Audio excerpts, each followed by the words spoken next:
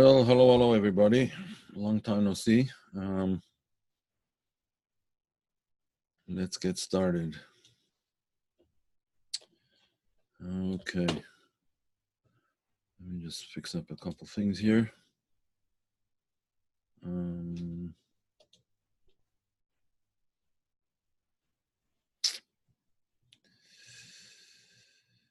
Okay. All right. Here we go.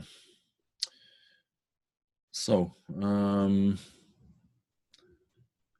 think we are recording. Let me just make sure here. Yeah, good. Okay. So this is about elevating lost souls and what exactly that means.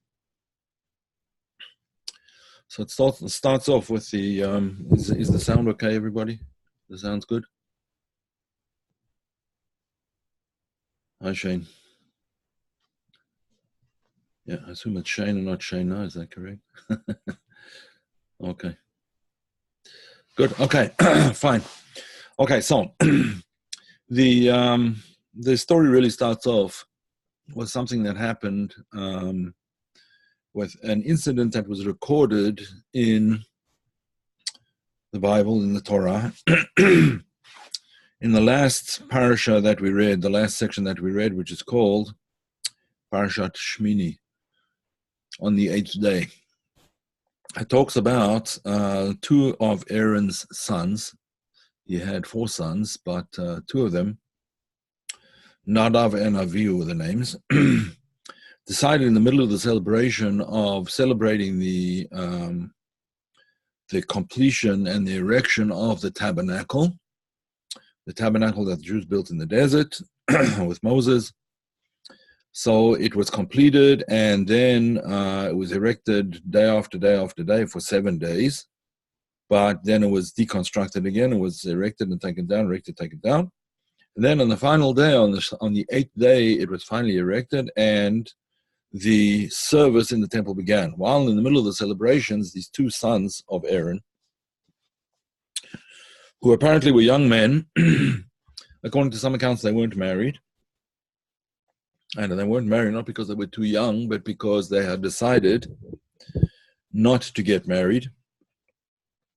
They decided on celibacy, and we'll see why soon, at least according to some of the commentaries. It doesn't say precisely in the verses. But in any event, they went into, they took fire and incense, and they went into the Holy of Holies, which they had not been commanded to do. Now, there's various interpretations of what they did and why they did it and what was going on exactly, but I would like to take the interpretation of someone who is named the Or HaChaim. The Or HaChaim is a very, very saintly, Kabbalist, who his name was Chaim ben Attar, or Chaim ibn Attar. He lived in Israel, and he wrote a commentary, a Kabbalistic commentary on the 5 books of Moses. It's called, and he called his commentary the Or HaChaim. He was a very, very holy man that lived in a generation before the time of the Baal Shem Tov. In fact, there's a story about him in the Baal Shem Tov. There's more than one story, but the story was that the Baal Shem Tov's brother-in-law, in other words, his wife's brother, had moved to Israel. His name was Gershon Kitover. He had moved to Israel, and he was living in Israel, and the Baal Shem Tov requested, by letter, I assume, he requested that his brother-in-law go to the Or HaChaim and ask for his blessing that that the Baal Shem Tov would be able to go to Israel, to ascend and to settle in Israel. He very much wanted to live in Israel and settle. He was living in Europe at the time, in the region of Galicia, probably Ukraine, Galicia, Poland. It's hard to know exactly in the areas nowadays exactly what it was, but in any event, he was living in that area, and he wanted to go and settle in Israel. And the Or HaChaim said to his brother-in-law, said to the Baal Shem Tov's brother-in-law, this Gershon Kitova, he said, ask your brother-in-law, he saw me in a dream. Ask him if he saw my feet or not. So letters went backwards and forwards and so on and so forth. And Baal Shem Tov said, no, he did not see the Or HaChaim's feet. So Or HaChaim said, no, you won't be able to. If you didn't see my feet, then it means that you won't be able to get here. And in fact, he did try and was not able to get there. He got stuck in Turkey and then he had to turn back. The war going on and this and that, Turkey and Morocco, whatever, I don't know. In any event, that was a little bit of history, but there's a little bit more about that as well. Never mind. The point is that the Or HaChaim was a very, very great Kabbalist, and he had very, very far sight. He was able to see things from on a spiritual plane that is very far from most people. So the Or HaChaim interprets this differently from everybody else, this whole story with the two sons of Aaron. He interprets it as a desire that these two young men had to come to a state of what is called in the lingo, dveikut, to a state of dveikut and klot hanefesh. Dveikut means cleaving to God, in other words, a sense of complete unity with the divine, and then they would leave their bodies. In other words, they would die. They would remain in that state. Afterwards, when they discover, when Moses and Aaron discover what has happened, Moses turns to Aaron and he said, I thought that either you or I would die on this day, but I see that they are holier than us. So, according to the Or HaChaim, they died with a divine kiss, so to speak. That's how he explained that. It's called in Kabbalah, in fact, in the Zohar, it's called mitat neshikin, death by a kiss. All tzaddikim, very great saints, die. When they die with a kiss of death. A kiss of death means that their souls expire and in cleaving up on high, so to speak, cleaving to God, and then their bodies can't handle the revelation and they die. Or their souls simply leave their bodies and don't come back. That's what happened. They died. However, there was a problem with the fact that they died. The problem was that there was no one to continue what they had been brought into this world to do. Because everyone, every person, every living creature, and in fact, everything that exists with a purpose. It has a purpose. And its purpose is very fundamental to what it ought to be doing in the world. So these two boys, these two young men, had a function in the world, and that function ceased when they died. They did not fulfill their mission. Part of the mission is to make the world a settled place. Lashevet Yatzara. God wants the world to be a settled place, not for spiritual acts which take a person completely out of the world and don't bring him back. Yes, it's fine to have an elevation of soul, to come to cleaving, but if it results in mitat neshikin, death by a kiss before one's time, so that's not good.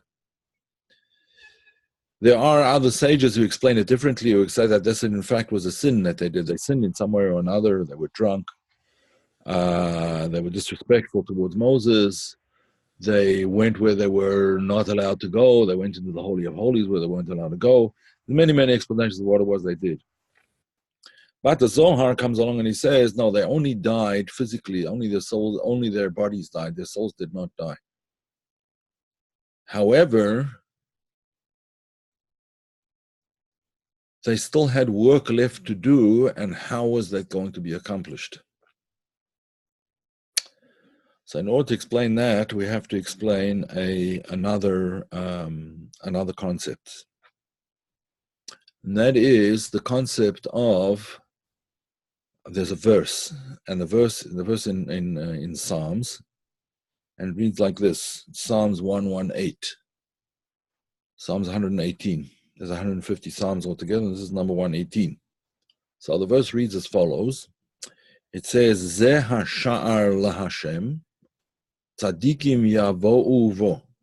This is the gateway to God, through which saintly people, tzadikim, righteous, saintly people pass. This is the gate to God through which righteous people pass. That's the simple, straightforward translation of the verse. However, again, the Baal Shem Tov explains this verse slightly differently. He says, Zeh hasha'ar l'Hashem. This is the way, this is the gateway to God. Tzadikim, saintly people, they are the gateway to God. So then, what are the words Yavo Uvo? They, in the original translation, we said this is the gate to God through which saintly people pass. How do we explain through which, like Yavo Uvo? So the explanation is as follows. One of the explanations is as follows. Baal Shem Tov says like this: Zeh hasha'ar l'Hashem. This is the gateway to God. Tzadikim, saintly people, are the gateway. How are they the gateway? Yavo Uvo. They will come into Him. They will come into Him. They will come into the person. There's a concept in Kabbalah found in the Zohar, particularly in the section called Mishpatim, or the Saba de Mishpatim, the old man who tells the sages of the Kabbalah, Rabbi Shimon Bar Yochai and his group, he tells them a teaching about Gilgul, about reincarnation, about the whole concept of reincarnation, the reincarnation of souls, and how various reincarnations how reincarnation happens in various ways. One of the ways in which it happens is something called Ibur, or Ibur Nishmat HaTzadik, when the soul of somebody else, usually a saintly person, comes into another person in order to lead them to a higher level. That's called Ibur Nishmat HaTzadik. However, the same thing can apply with souls that are not holy souls, or souls that are not fully rectified.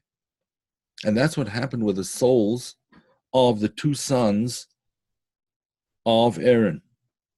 After they passed away before their time, they then entered into those souls, or I don't want to make it sound like they had a choice in the matter. They were entered into, let's put it that way. They were entered into some other soul, into another person's soul. Who was that soul? That soul was someone whose name was Pinchas, or probably Phineas in English. Now, who was he? Pinchas was the grandson of Aaron. He was Aaron's grandson. Pinchas ben Elazar ben Aharon HaKohen. He was Pinchas, the son of Elazar, who was the son of Aaron. Aaron had 4 sons, Nadav and Avihu, Elazar and Itamar. So he was the son of Elazar. Now he was not a priest. The only people that were priests were was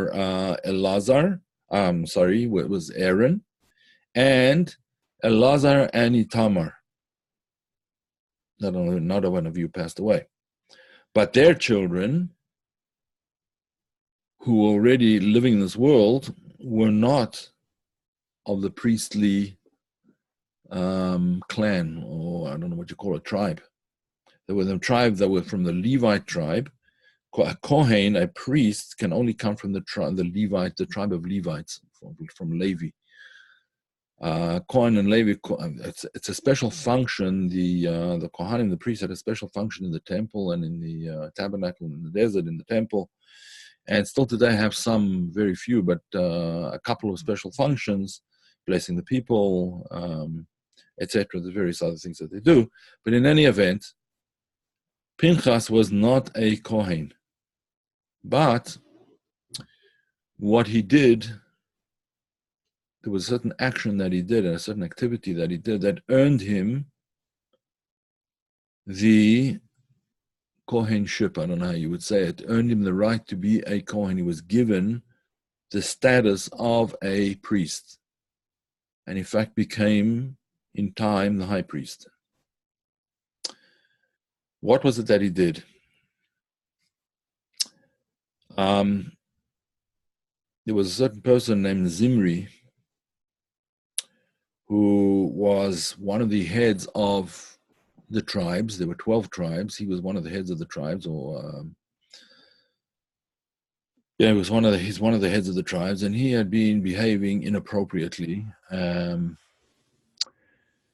Let's put it this way, without going to too many of the details, because it's somewhat of a sordid story. It was already going to be a long story, but in any event, he had got involved with a Midianite woman. And when he was told that this was not allowed, because people who were not converted to Judaism were not allowed to one was not allowed to marry them, male or female. And without going into all the reasons why and what and wherefore and so on and so forth, he defied this commandment, and in public had relations with women in public, and Pinchas became incensed by this, and in order to stop the whole thing, which was causing a plague amongst the people, he took a spear and he killed the Zimri. So, Zimri and the woman. And that's what earned him, believe it or not, that's what earned him the status of Kohen. Now, this is all a long roundabout story, but you'll hear, you'll understand why shortly.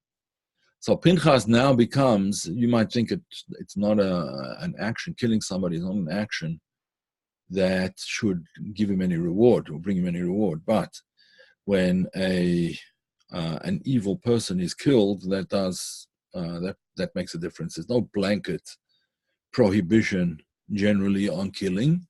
There's only a prohibition on killing innocent people. When someone is not innocent and he's causing a great, what's called a chilul Hashem, desecration of God's name and so on, then that person deserves death. And if he gets it, then the person who killed him is not responsible for his death. Someone asked a question, were they just impatient? Yes, well, they were impatient, yes. According to one explanation, the two sons of Aaron went into the Holy of Holies, were impatient. Had they waited until after the day of celebration, it would have been okay, but they were impatient. I'm getting there. Okay, so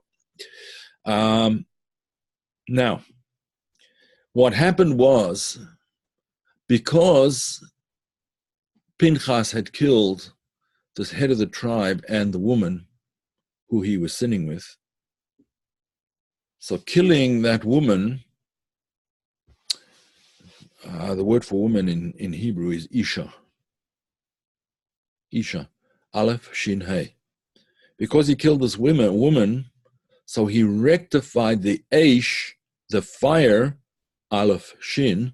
He rectified the fire which the two sons of Aaron had brought in to the Holy of Holies without permission, the fire in the incense burner.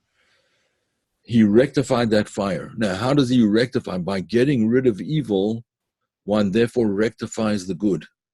There's a mistake that we sometimes make I see it a lot in this country in particular, but the same thing is true in Europe, at least to some extent today.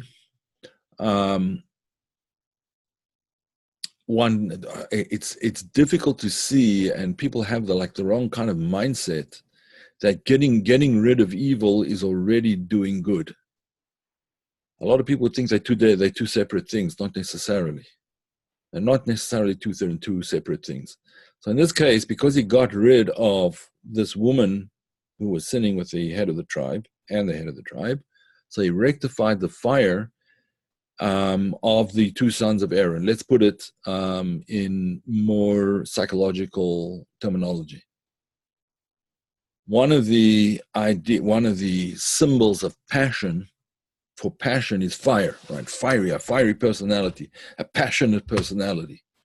The two sons of Aaron were very passionate about cleaving to God and leaving the world. That's what they were passionate about. They wanted to leave the world completely rotten place, terrible. They didn't say that. I'm just sort of extrapolating. They wanted to leave this world and go to the world where they could die with a kiss of God and remain in God consciousness forever, outside of the body. The body's died and the soul's cleaved to God. That passion, in a sense, is the same passion as Zimri used to sin with this woman. The sin was a sin of passion. He went and had relations with her in public to prove a point. And that passion was rectified by the passion of Pinchas, Phineas, who killed him in, as the verses say, Bakano it kenati Lashem, in his zealousness for sanctifying the divine name, for sanctifying God. Okay.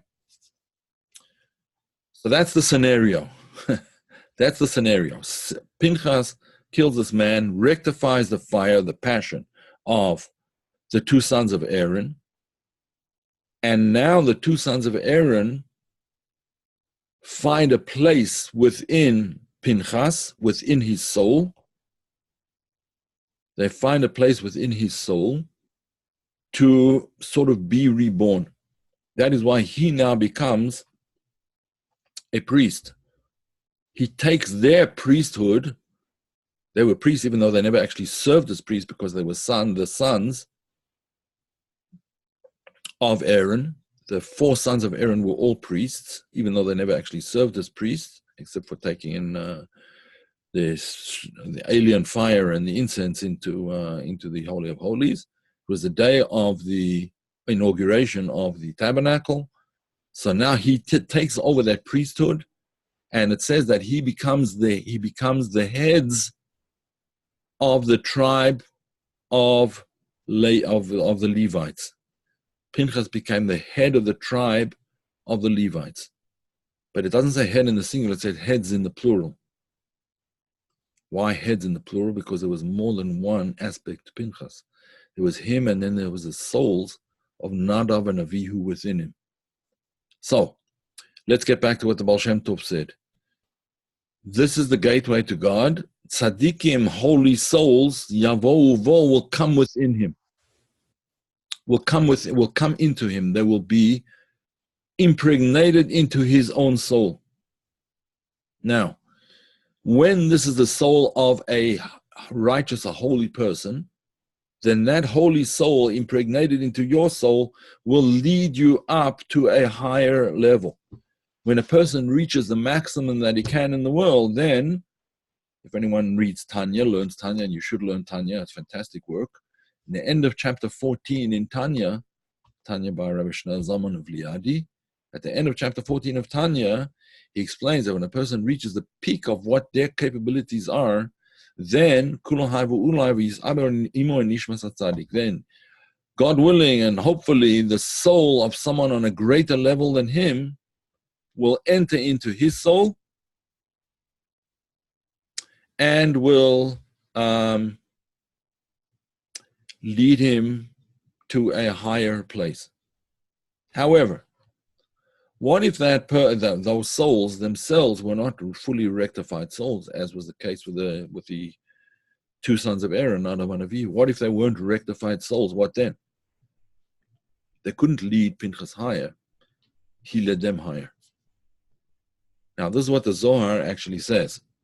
The Zohar explains that Pinchas was able to rectify their souls in this way. Now, I want to go back to another teaching again from the Baal Shem Tov, who tells the story or discusses the story that's told in the Talmud. There's a story told in the Talmud about someone who wanted to convert to, or at least he claimed he wanted to convert to Judaism. Now, there's a procedure for converting, and I'm not going to go through the procedure, but he stipulated certain conditions for his conversion. What were those conditions? So he went to the great sage at that time, whose name was Shammai. He went to the great sage Shammai. This was at the time of the Second Temple, or just after the destruction of the Second Temple. He went to the sage Shammai, and he said to him, teach me the entire Torah, all of the teachings of Judaism, while I stand on one foot.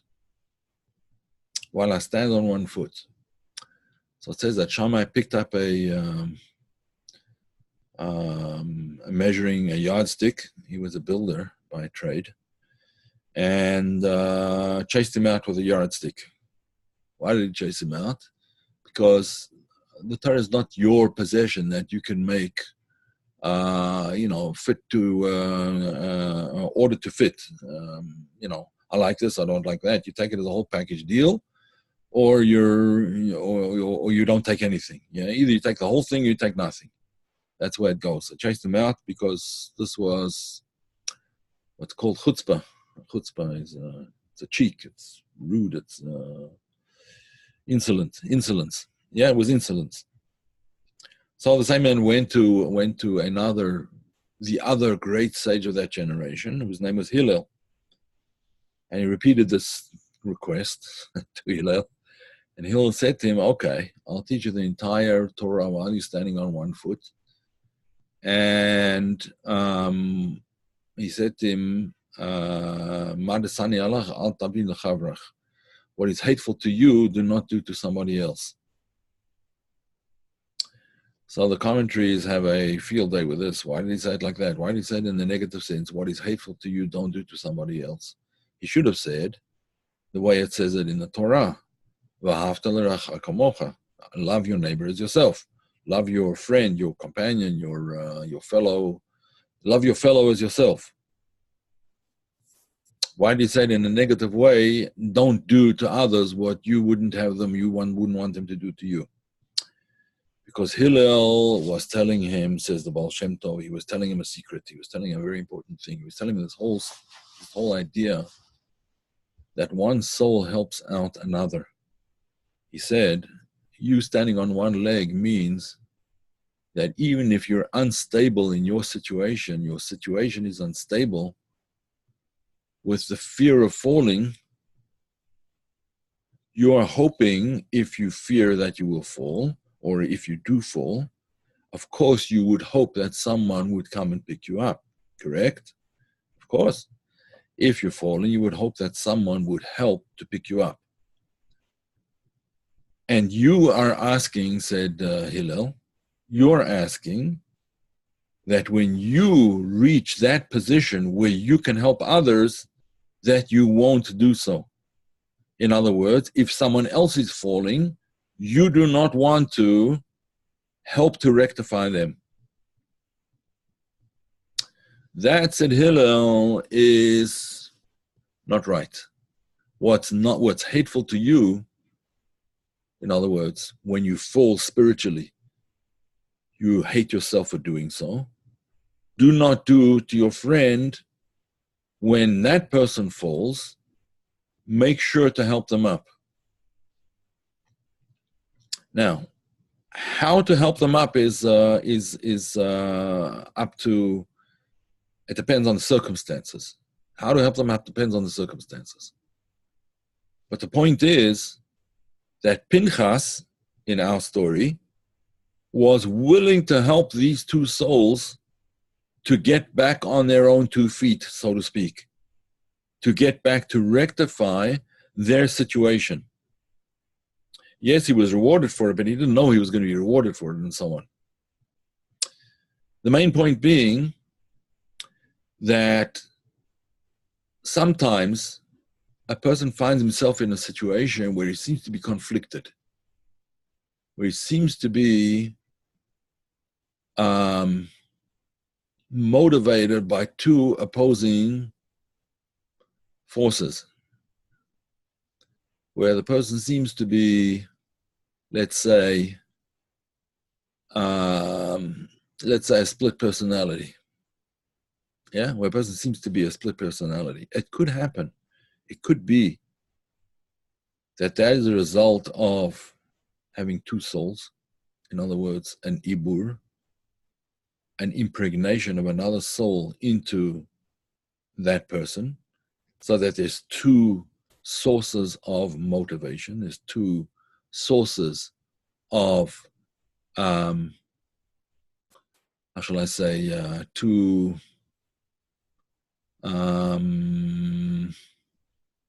forces pulling in perhaps not the same direction.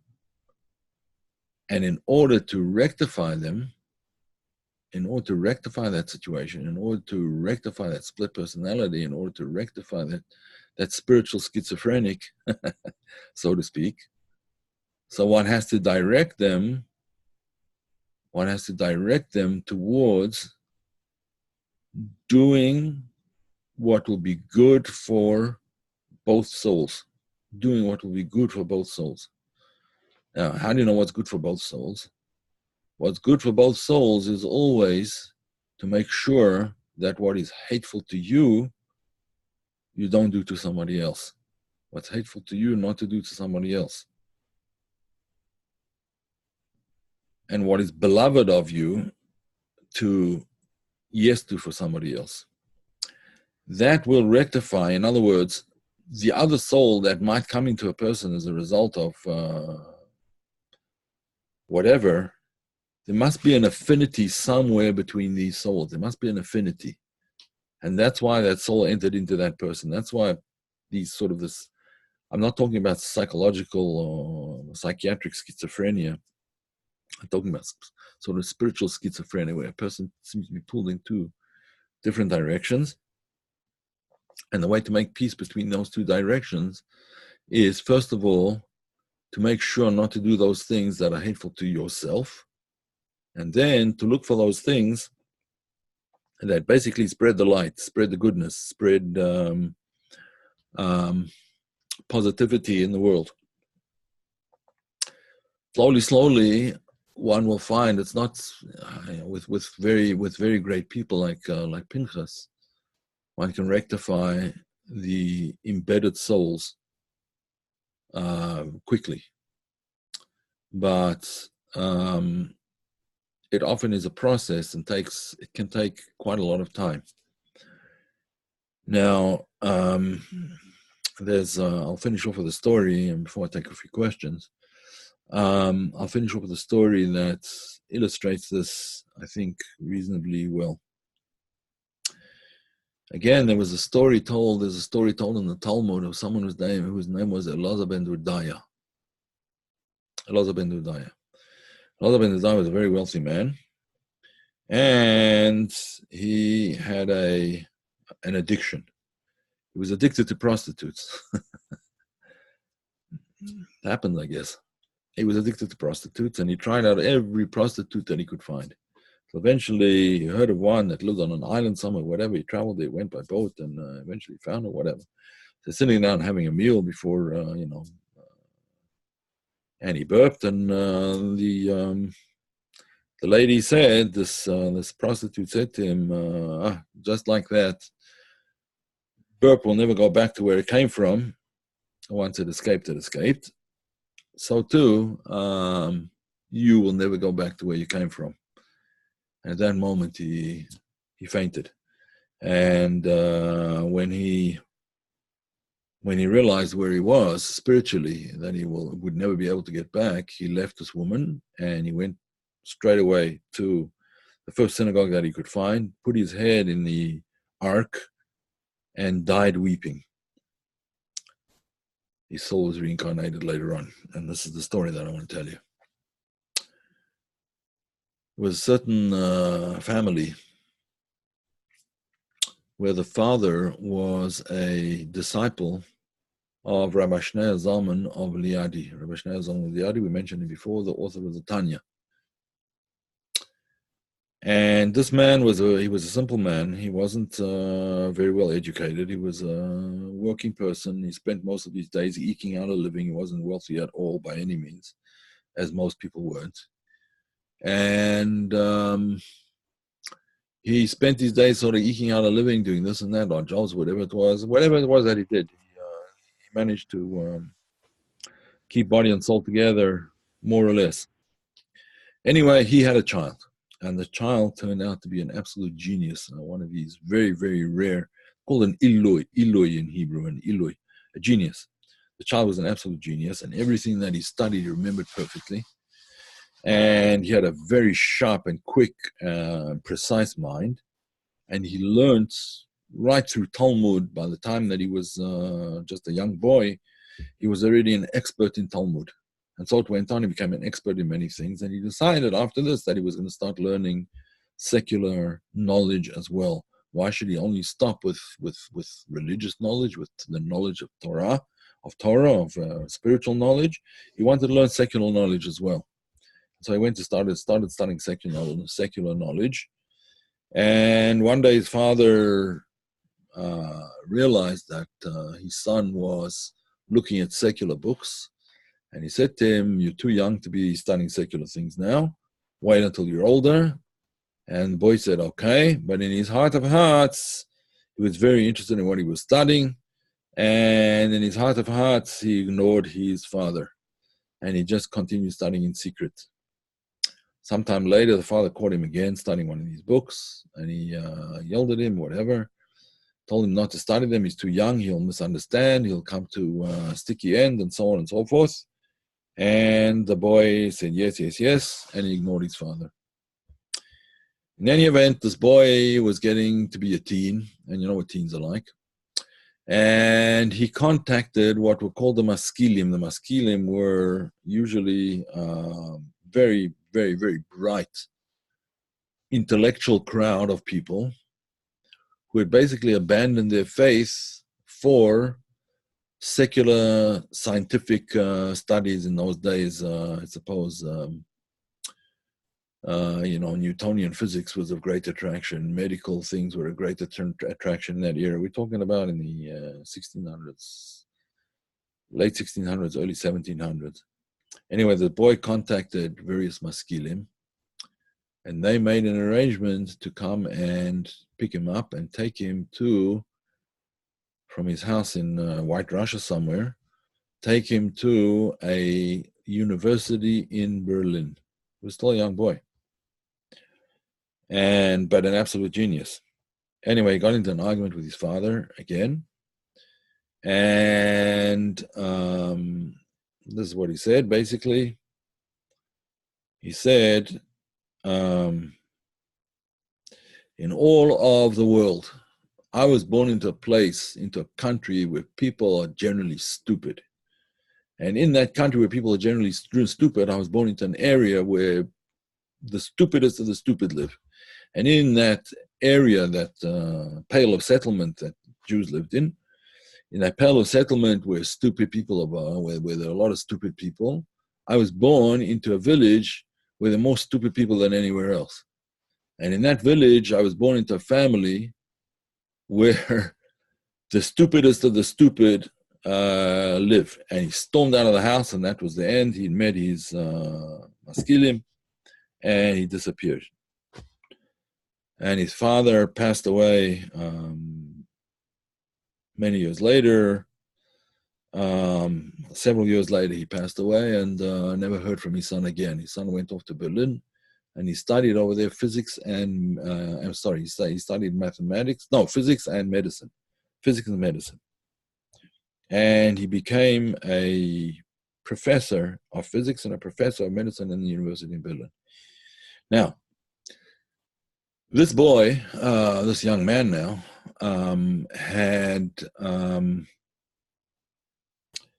some feelings of remorse and regret. He had heard that his father died, and he never said the traditional prayers for the dead, and so on and so forth. So he decided that he was going to come and visit his father's rabbi, who was Rabbi Shneur Zalman Eliadi, as we said. He was going to come and visit him and place his case before him and explain why it was that he left, and that he was very successful, and so on and so forth. And as a proof, he took these two treatises that he'd written, very, very advanced treatises, one in mathematics and one in physics and one in medicine, to show Rabbi Shneur Zalman Liadi. So he took them with him, and eventually got private audience with Rabbi Shneur Zalman, and he explained to him the situation and what had happened and so on and so forth. And he said, but it wasn't all bad, because I'm a famous professor and I've just written, you can see how intelligent I am, and even though you don't necessarily understand these things, I just want to show you the works that I wrote, 400 pages each or whatever it is, and very scientific and learned, and treatises on these subjects.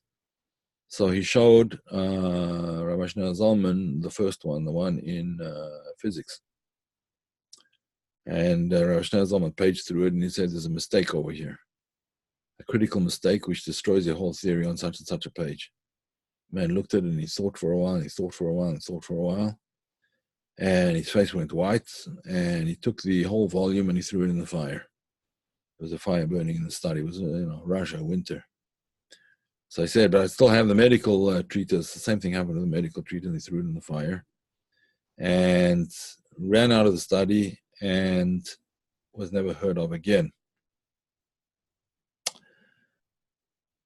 But sometime later, he apparently returned to his faith and lived a life as a somewhat ascetic individual, or ascetic, maybe you want to say, and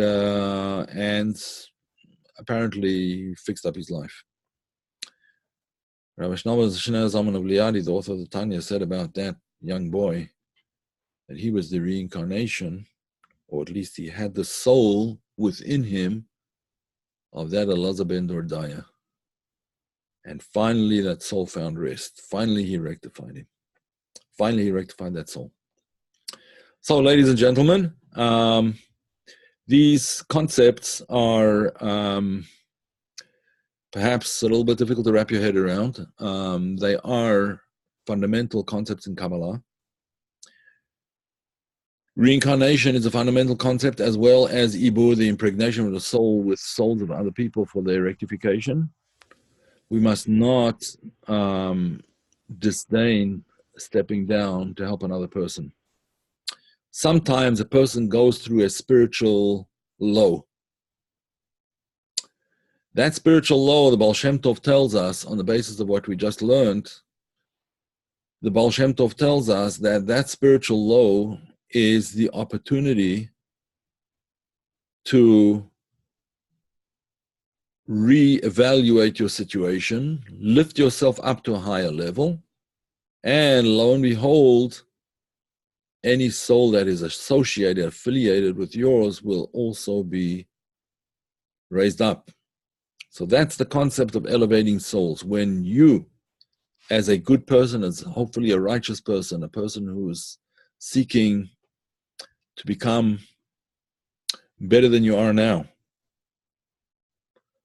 when you take the next step up, you bring with you souls that you aren't even aware are part of your repertoire, your war chest, so to speak. And when you behave well, you behave in the right way, and you strive for the right things, not only do you rectify yourself and elevate yourself to a higher position, but you elevate other souls around you with you. So I will now open to questions, if anyone has any, and we can go from there. Hi, Yael. Sorry, I didn't see you before. How are you, Yael? Okay. Anyone still there? Any questions? All right. How do you write it out when you're getting slammed? Yeah, that's the tough one. Well, what you do is there's various things that you need to do. There's various things that you need to do. And the most important thing is when a person is feeling really, really down, get a good friend, talk it over with them, or a friend or a mentor or a someone who cares for you. a relative even, talk it out, and even better, seek out somebody else who is in a worse situation than you and attempt to elevate their mood. And you'll find that when you're elevating somebody else's mood, you elevate your own. And that is what Hillel is actually trying to tell this person. One day you're going to be in a state of falling. You're going to be depressed. You're going to be in the doldrums. You're going to be in the bottom of the pit. And someone else will come and help you out. Therefore, you cannot be isolated from others. You can't stand on one foot. You have to stand together with others and make sure that you do the same thing in order to help them. And you will find this is a matter that's well documented, not only in religious teachings but well documented in psychology teachings as well. That when you help somebody else in a bad situation, you yourself are helped thereby more, perhaps even, than the other person is helped. That would be my advice. Find someone, if necessary, go to a jail once a week, once a month, once a day, whatever you need to do, and just go visit somebody random that you don't even know. Somebody who's really depressed, or somebody in hospital, or whatever. And I mean, I know a person that just went through. This person went through, been going through hell. He had some psychological disorder or whatever it was, and then he got cancer, and then he got a heart infection and had to have open heart surgery. And recovered from the cancer, recovered from the heart, still has psychological issues and so on. And the way he's being helped is a lot of love from other people, a lot of just a hand, a hand of support, important thing. So, okay. What uninformative. Oh, well, sorry about that. I hope that's a misprint.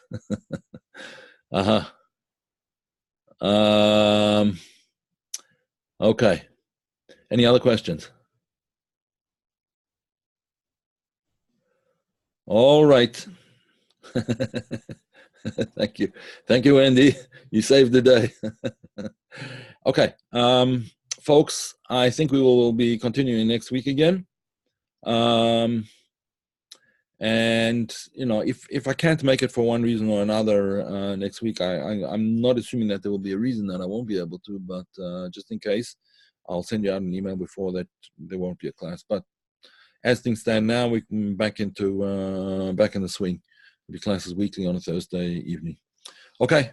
All the best. The recording will be up on YouTube, on the YouTube channel. If you don't have the YouTube channel, let me just give you a link to it now. 1 second. I will just get there. 1 second here. I don't really have a link to it. It's Kabbalah Decoded, but I don't know if it's easy to find. Here we go. I will just copy this link in here. And, oops, here we go. Shabbat Shalom to all of you. Anyone wants the link, it'll be up there soon enough, or it'll be on the website.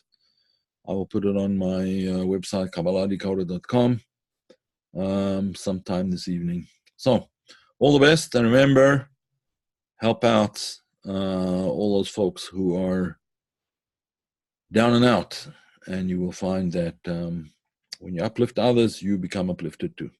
All right. Have a good night, folks. Thank you. No problem, y'all. I understood that. All right. Have a good one.